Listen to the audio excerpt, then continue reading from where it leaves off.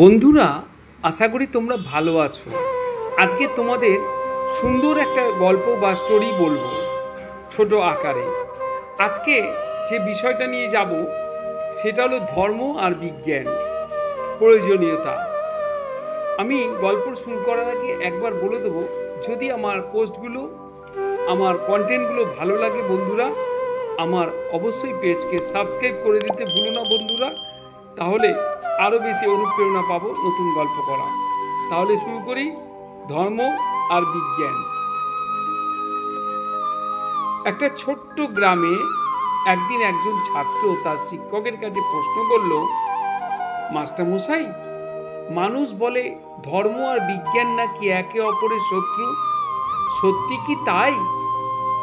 মাস্টারমশাই একটু হাসলেন, একটু হেসে বললেন, না রে বাবা, শত্রু নয়। শত্রু কেন হতে যাবে? বরং তারা একে অপরের হাত ধরে চলে, একে অপরের বন্ধু। বিজ্ঞান হলো জ্ঞানের প্রদীপ, আর ধর্ম হলো সেই প্রদীপ জ্বালানোর তেল।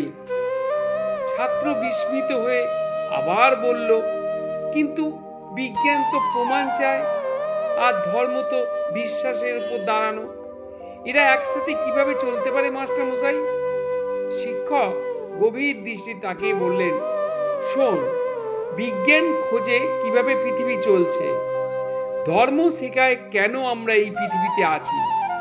বিজ্ঞানে আমাদের আকাশে নিয়ে যায়, আর ধর্ম শেখায় আকাশের ওপরে আলো আছে। বিজ্ঞান দেয় প্রযুক্তি, আর ধর্ম দেয় নীতি।